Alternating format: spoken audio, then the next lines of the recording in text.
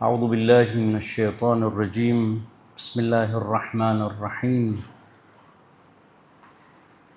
الحمد لله رب العالمين والصلاة والسلام على سيدنا ونبينا محمد وأهل بيته الطيبين الطاهرين اللهم صل على محمد. મારા વડીલો, ભાઈઓ, અસલામુ અલૈકુમ વરહમતુલ્લાહિ વબરકાતુહ.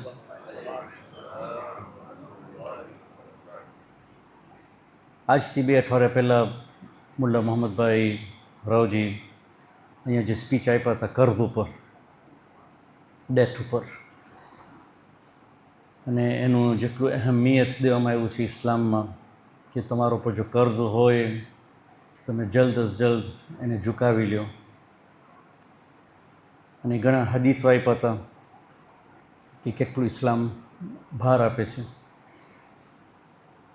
તો એ એક એંગલ છે કે કર્ઝ માણસ જો લે તો હી હેઝ ટુ રીપે ઇટ, એના પર વાજિબ છે. જીવતો હોય ત્યાર સુધી, મોત પણ જો આવી જાય તો એના વારિસદાર ઉપર પણ વાજિબ છે કે એ કર્ઝને પતાવી લે. અને જે માણસ કર્ઝ લે અને એનો ઈરાદો ના હોય કર્ઝ ભરવાનો, પહેલો દિવસથી કે બસ હું લઉં છું પણ ભરવાનું કોણ છે, તો હદીસ પ્રમાણે એ ચોર કહેવાય. એકચ્યુઅલી એ જ શબ્દો વપરાનું છે કે જે માણસ કર્ઝ લે અને એનો ઈરાદો ના હોય પાછું ભરવાનું, એ ચોર લેખાય. તો એ એક એંગલ. બીજો એંગલ એ આવે છે કે માણસ કર્ઝ કેમ લે? Why would a person take a date? તેના કારણો ઘણા છે. કર્ઝ જે છે, ડેટ જે છે, આજના જિંદગીમાં એક નોર્મલ ઓકરન્સ થઈ ગયું છે. ખાલી હમણાં નહીં, વર્ષો થયા. પેગમ્બરના જમાનાથી જિંદગીની હાલત એવી હોય છે કોઈ વખતે કે કર્ઝ લેવું પડે છે. પછી જો અમે લિસ્ટ બનાવે કે માણસની કર્ઝની કેમ જરૂર પડે, why would he need to take a date, તો લિસ્ટ લાંબુ છે. પણ we can bring it down to 2 things. જિંદગીમાં નીડ છે અને વોન્ટ છે.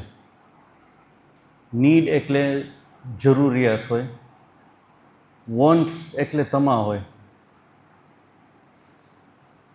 So it is between necessity and luxury. કોઈ વખતે સખત જરૂર હોય માણસને તો એને કર્ઝ લેવું પડે, હાલત એવી હોય.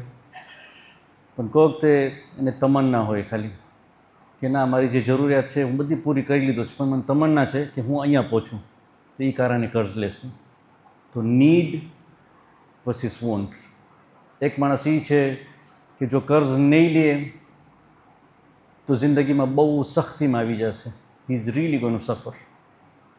પણ બીજો છે કે ના, કર્ઝ નહીં લે તો જિંદગી ચાલશે એનું, પણ તમારા કારણે, આશાના કારણે, he has a want to be somewhere, એ કારણે કર્ઝ લેશે. તો આ પહેલું સિચ્યુએશન બધાને જલ્દી સમજી જાય છે, ખાસ જે લોકો ઉપર વીત્યું છે.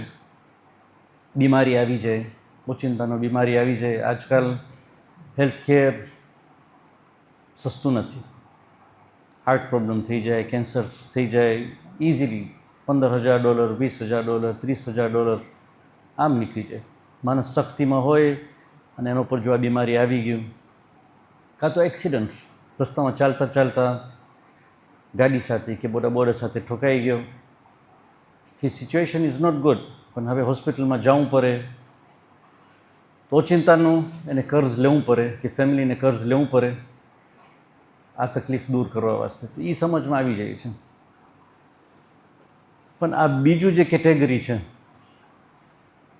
કે ઇન્સાનની અંદર શું છે એ કે જેને મોટિવેટ કરે છે કે ના, એ કર્ઝ લે, જરૂરિયાત મૂકીને, he just has that want કે I want to be there, અને why does he take a loan?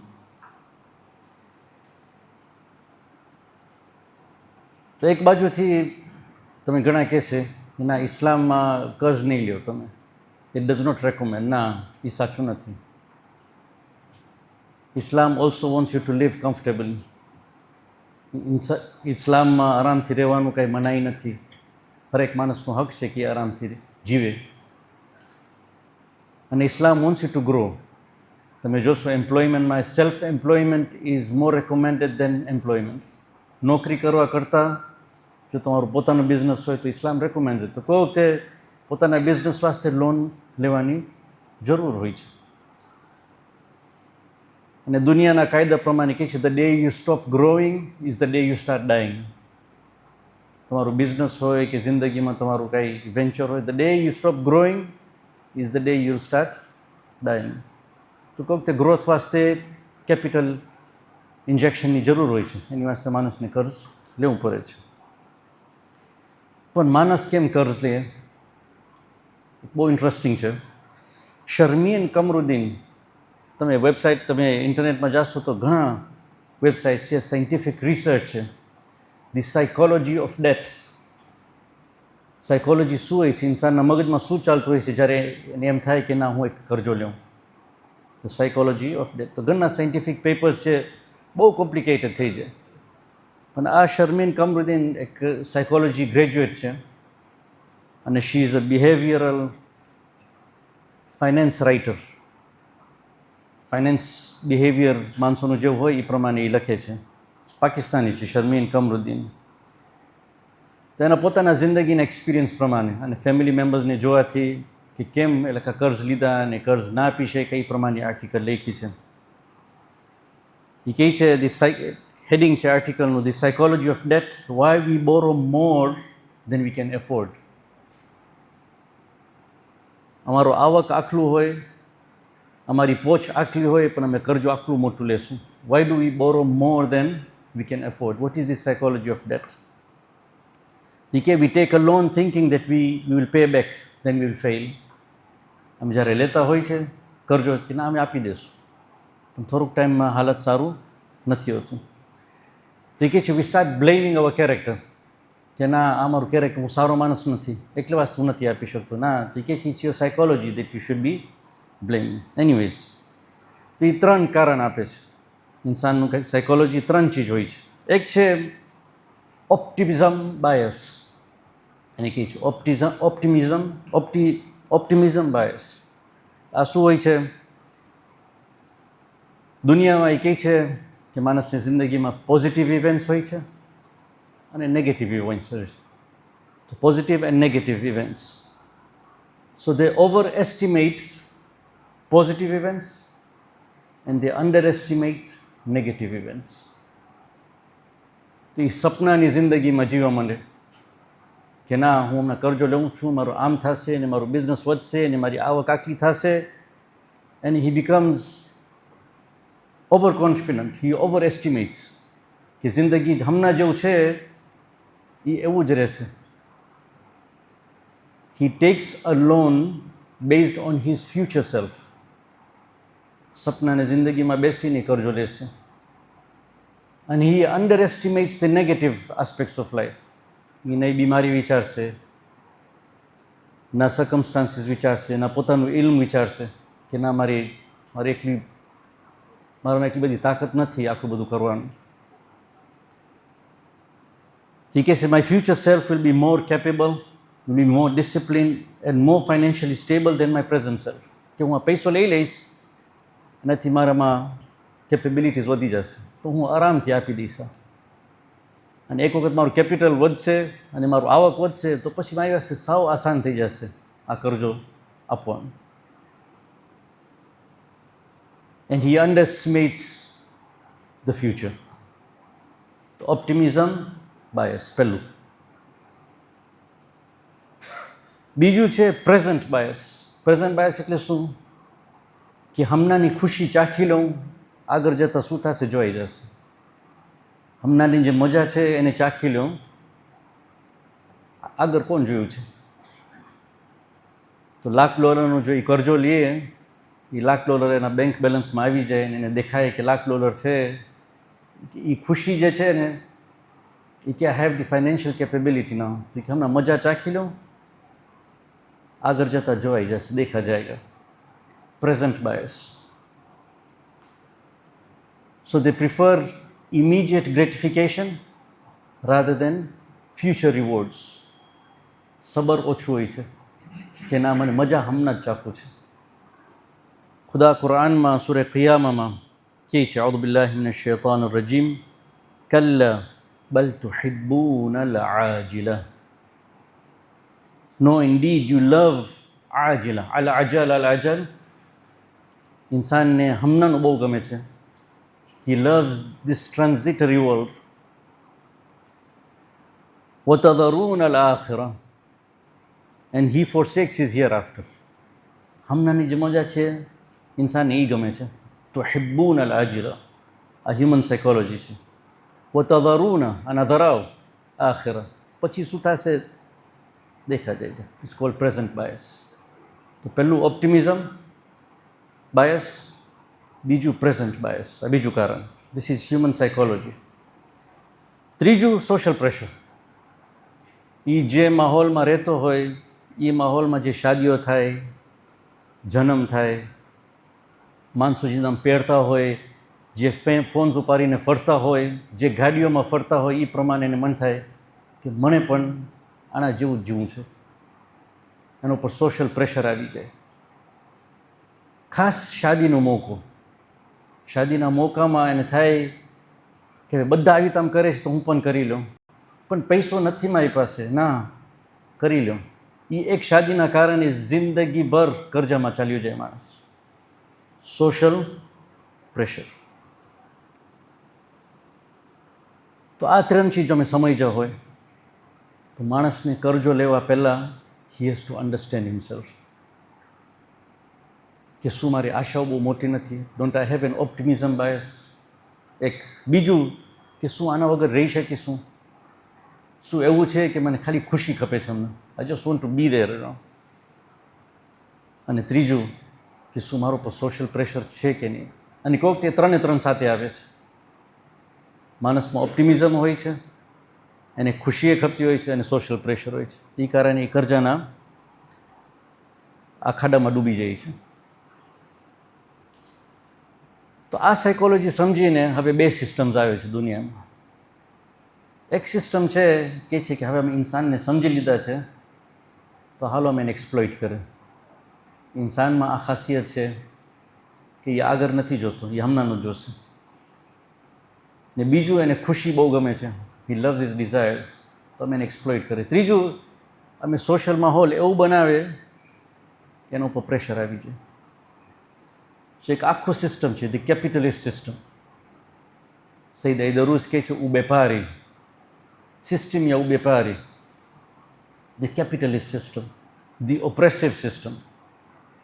તો એલા એવા ઇન્સ્ટિટ્યુશન્સ બનાવશે કે જે તમે આ ખાડામાં ડૂબાડી દે. તો વર્લ્ડ બેંક છે, IMF છે, જે દુનિયાના સરકારોને ડૂબારે છે.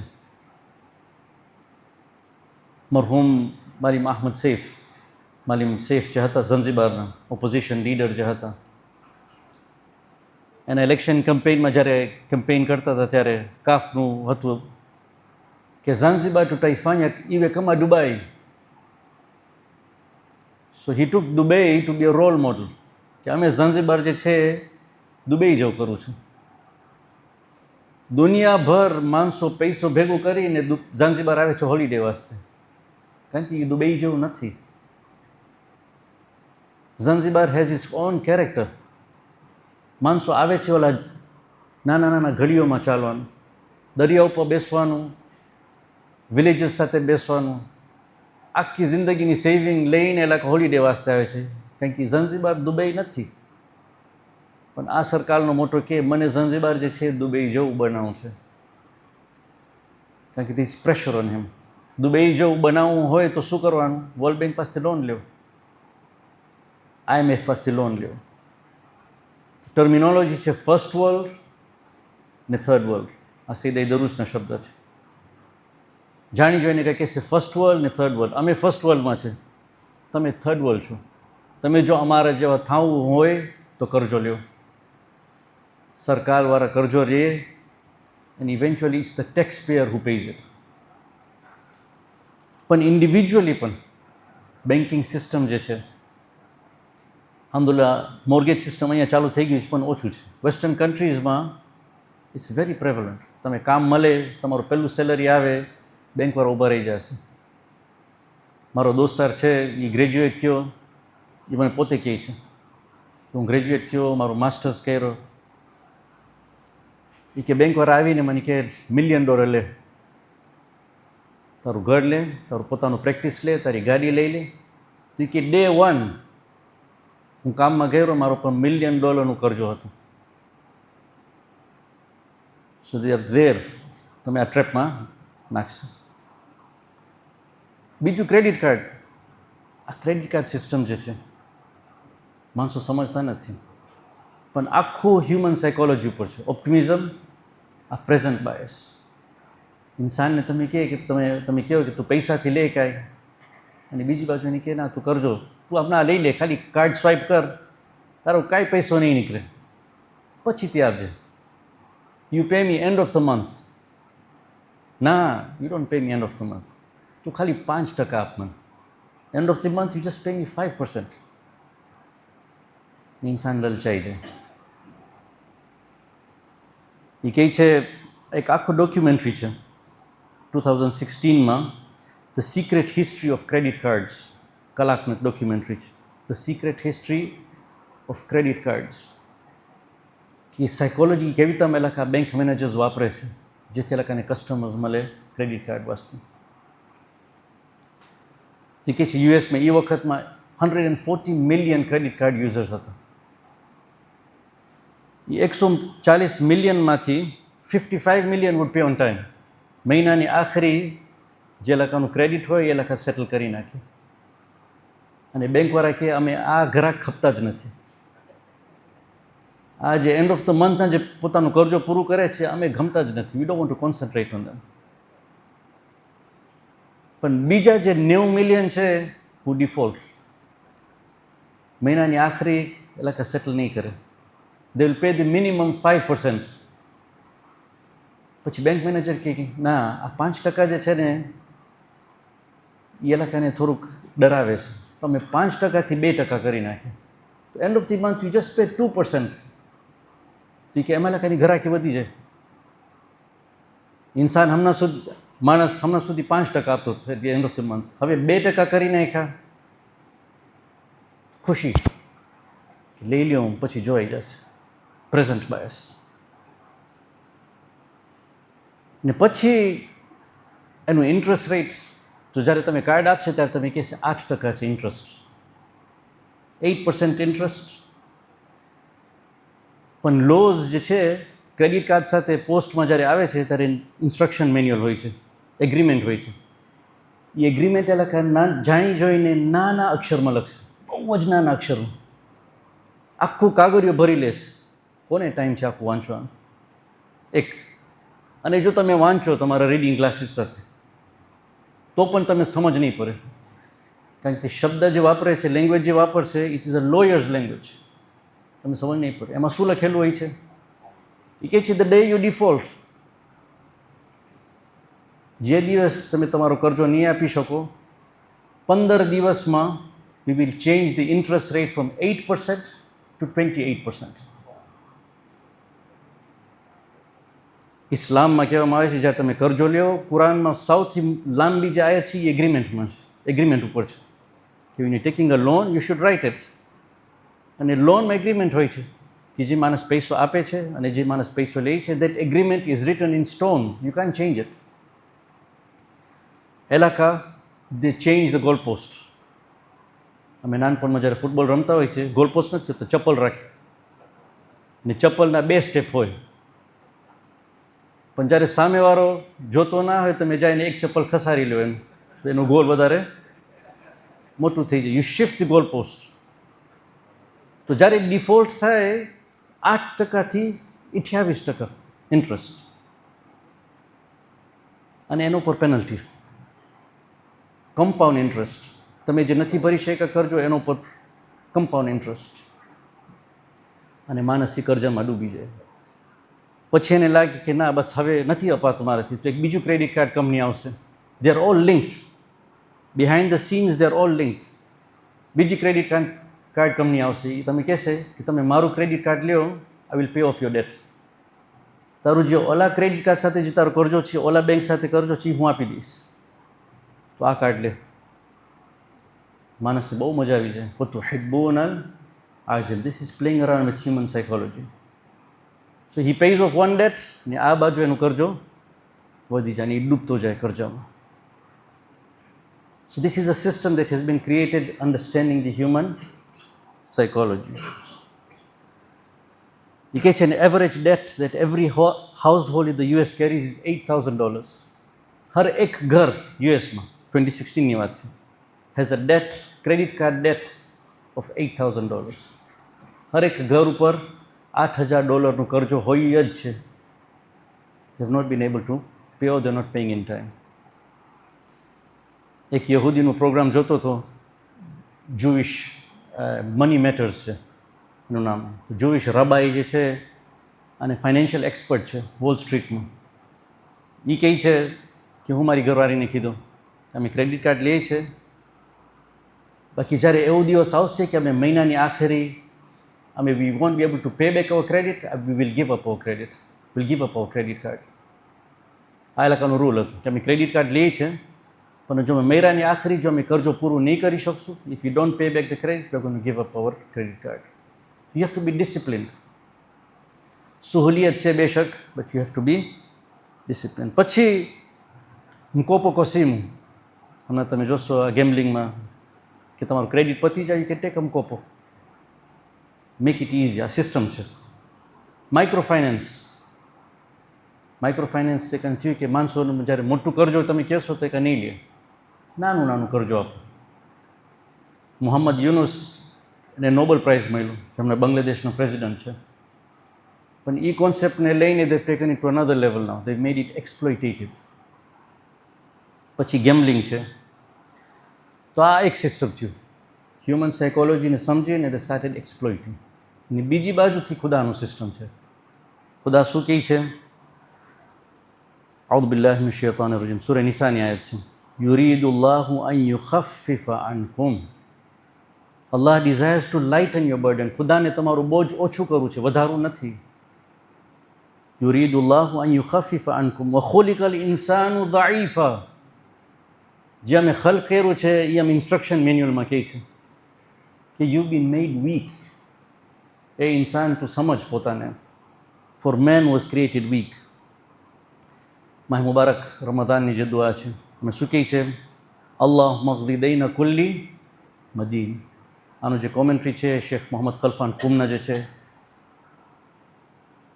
એ કહે છે કે આ દુઆમાં 2 વખત કર્જની વાત આવે છે. અલ્લાહ મગદી દૈના કુલ્લી મદીન, અલ્લાહ મગદી અન્ન દૈન છેલ્લે. એટલું ઇમ્પોર્ટન્ટ છે. કર્જનું જે છે એનું અસર હોય છે. ઇસ્લામ હંમેશા કહે છે બી અ બીટ કોશિયસ, થોડું ધ્યાન રાખો કર્જ લેવા પહેલાં. ઇમામ ઝૈનુલ આબિદીન મારા ચોથા ઇમામ અલૈહિ સલામ, અલ્લાહુમ્મા સલ્લી અલા મુહમ્મદ, સૈફે સજ્જાદિયાની દુઆમાં કહે છે ખુદા તમે મને કર્જથી તમે દૂર રાખો. મારો પર જે કર્જ છે તમે તૌફીક આપો કે હું ભરી શકું. કેમ? કારણ કે એ કારણે હું કોમમાં મારું મોઢું નથી દેખાડી શકતો. I lose my face in the community. It confuses my mind. મારામાં કન્ફ્યુઝન આવી જાય છે જ્યાં સુધી મારો પર કર્જ હોય છે. It disrupts my thinking. મારામાં વિચારવાની તાકાત ઓછી થઈ જાય છે.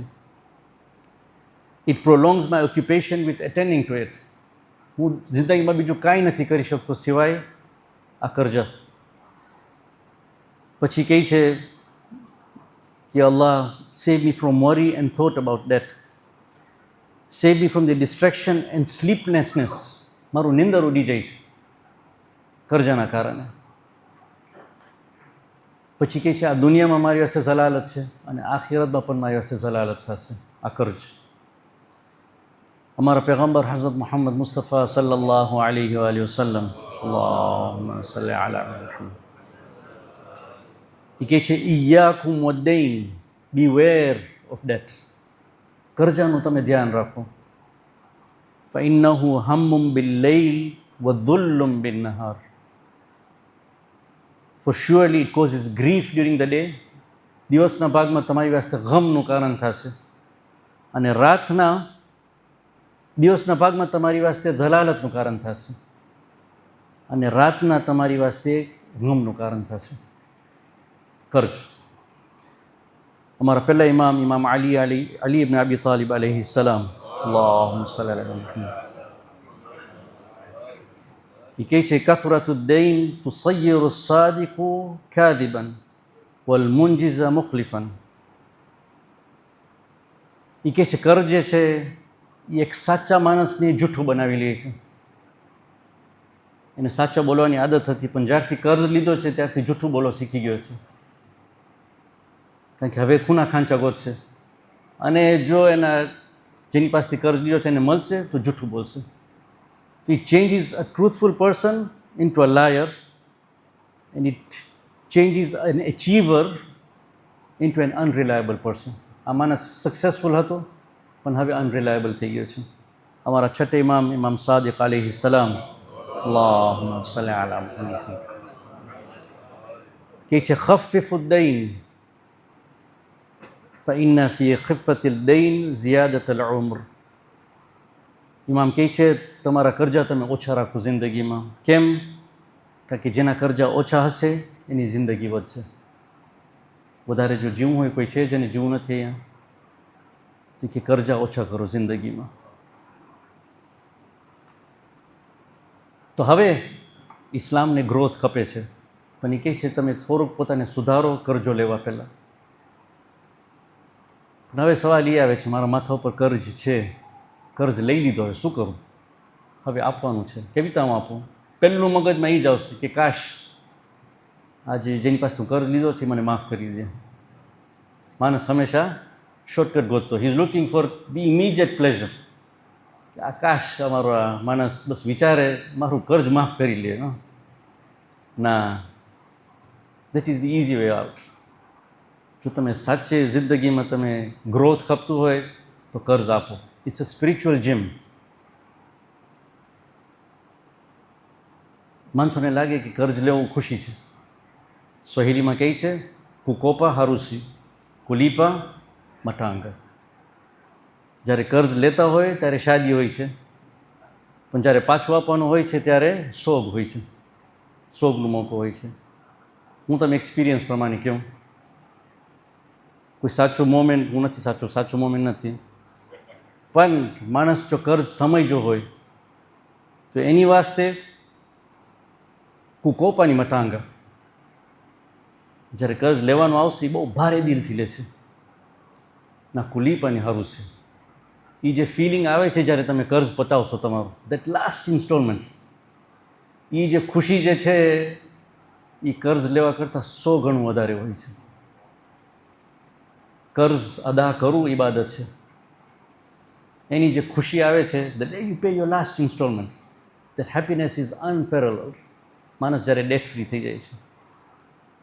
તો હવે કર્જ જો હોય તો એ કર્જને કેવી રીતે પૂરું કરે? How should a person go about paying off his debt? એમાં પણ સાયકોલોજી હોય છે. There is a way to pay back the debt. ઇન્શાલ્લાહ જ્યારે મોકો મળશે અમે ડિસ્કસ કરશું. ઇન્શાલ્લાહ આજનો ટાઈમ પતી ગયું છે. સુબહાન રબ્બિકા રબ્બિલ ઇઝ્ઝતિ અમ્મા યસિફૂન વસલામુન અલલ મુરસલીન વલ્હમ્દુલિલ્લાહી રબ્બિલ આલમીન.